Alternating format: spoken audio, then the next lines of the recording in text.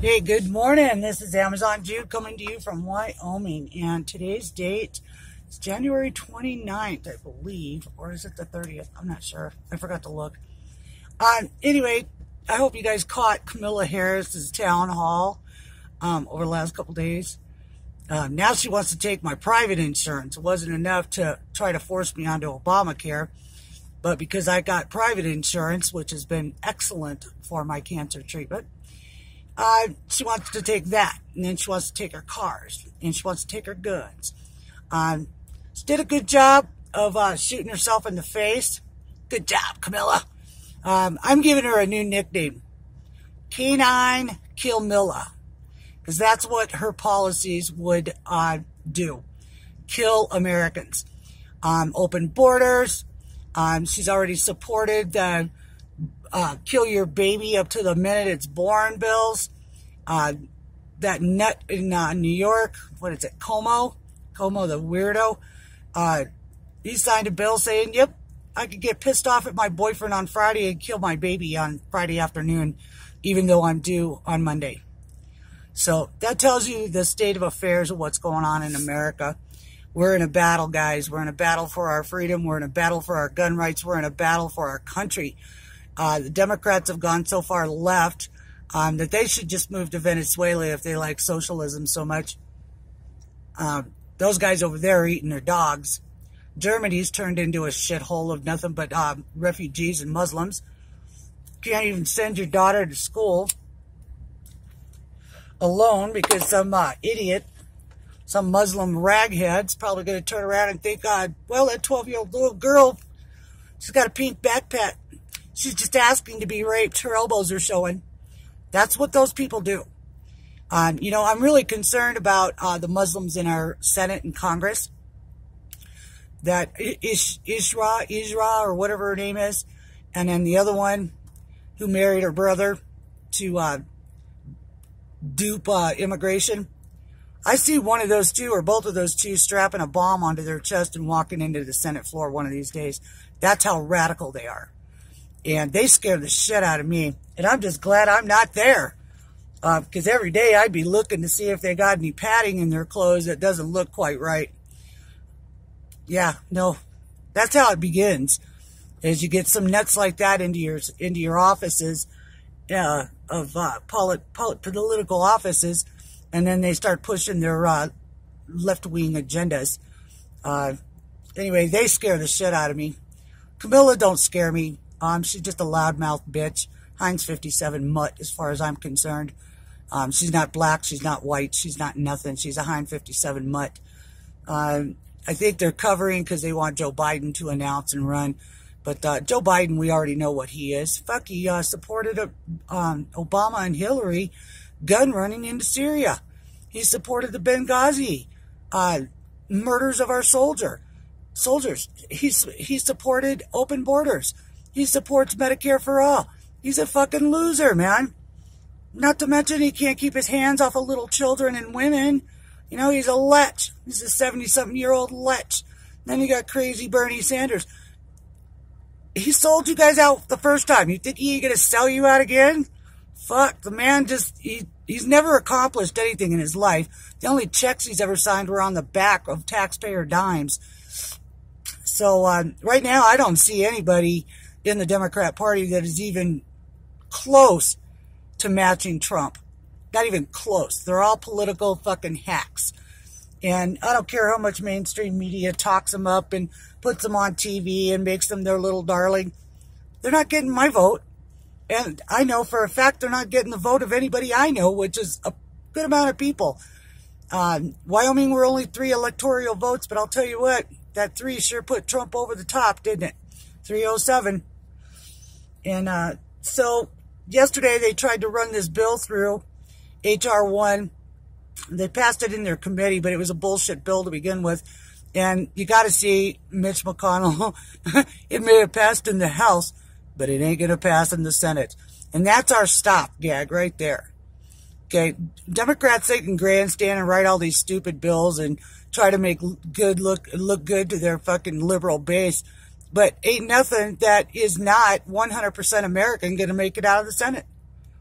And if it did, by slim chance, because of people like Collins and Romney, Trump ain't going to sign it. So all they're doing is posturing for 2020. They got no platform because Trump is taking care of everything. I mean, everything from foreign policy to jobs programs to bringing manufacturing back to the country to getting rid of rolling back some of the EPA stuff. You know what I would like to see him do is do something with this e-logs and mandates on trucking. The country moves by truck. And our guys are suffering out here because they have to buy all of this special equipment to run their machines on these trucks. And it's like punching a time clock on their dashboard. They're not getting time to pull over and let their dogs go pee or let their wife get them some lunch. You know, because a lot of these truckers have their wives and kids and, you know, stuff riding with them. And we really need to do something for them. I spoke to our representatives, Barrasso and Enzi, July, oh God, it had to be a year now, at least a year back. And I gave them a copy of the actual bill that Obama had slammed through committee that went to the floor. I don't even think it went to the floor before it passed. And it costs an average of about $2,800 to hook one truck up. We've got 5. And it's been expensive. We've been trying to buy older models just so that we don't have to deal with it. Nobody wants to deal with that. Nobody wants to sit there and have to have their time micromanaged while they're behind the wheel of their trucks. So I'm going to definitely start pushing on that with Barrasso and Enzi and Cheney. Cheney was interested. Barrasso sent me a form letter. Enzi has never answered me. So we might have to do some revamping of our senators up here. John Barrasso spends a lot of time kissing Mitch McConnell's ass and trying to whisper in President Trump's ears. But anyway, I think most of us who are involved in politics have pretty much figured out what's going on. Democrats are falling apart. They've turned socialism and communism into Main Street media. Media, you can't listen to them because they're just so full of shit anymore. You want to know the truth, you got to research it and find it for yourself. And, you know, there's a lot of us that do that for you, but you don't really believe it until you actually read it and see it yourself. So I would suggest that people, when you find something that isn't right, that you just doesn't ring true to you, research it, look it up, try to find it. Because these guys are counting on your ignorance. And for voter fraud, that's what that H1 was. It was a way to take away the power of the state to decide their voting times and dates and how their primaries work and all of that, giving it to 5. They wanted 5. We have 6. There's 6. They wanted to give it to 5 bureaucrats to decide what every state should do. Now, that's like gerrymandering. Remember, they accused the Republicans of being gerrymandering? That's what the Democrats do. They do it. It seems to me everything they accuse us of doing, they themselves are doing or done or plan to do. My father once said, listen to a man talk long enough and you'll see his motives. Well, if you listen to a Democrat long enough, you see they want socialism and Marxism in this country.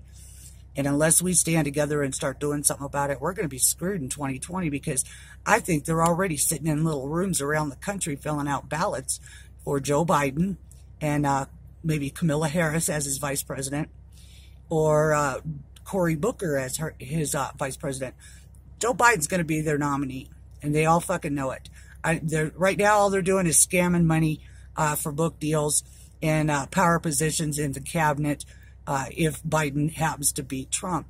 And if we don't stop voter fraud by adopting universal voter ID laws and universal fingerprint laws on all mail-in ballots and absentee ballots that can be cross-checked with state identifications, they're going to steal 2020. And that's just the way it is. They stole California by doing voter harvesting. They tried down in Florida with all these ballots. Oh, well, we found a box of ballots in the back of a car. We found some at the airport. They wouldn't let anybody watch them count ballots. And that Stiles, is that her name? That was doing voter fraud, also helped Debbie Wasserman Schultz get reelected with her voter fraud. So we've got some work to do, guys, before 2020, and we need to get on it.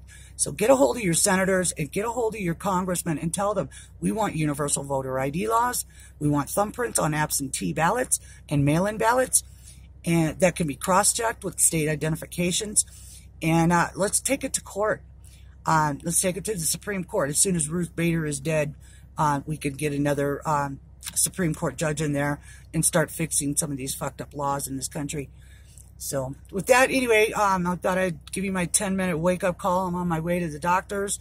Have a look at my underarm. It's been acting funny. I still have 2 more chemos to go, and I do another one on Monday. And then a couple months later, I guess they do a CAT scan and make sure the cancer's gone. I feel good. I'm back doing a lot of my own chores and work and cooking dinner, and I'm trying to eat better. And I'm staying involved in my local politics. We've got here in Natrona County coming up, we need to replace a commissioner. And one of the fellas that was involved in trying to destroy us is running for that seat. And I'm going to have to get busy of making sure that that man is never in politics again. He cost me over $250,000, and he was attacking us the entire time. So, Mr. Opella, you're not going to get back on the commissioners, and I'm going to make sure of that. Anyway, so there's my morning, and wish me luck, and I love you guys. God bless America. God bless our president.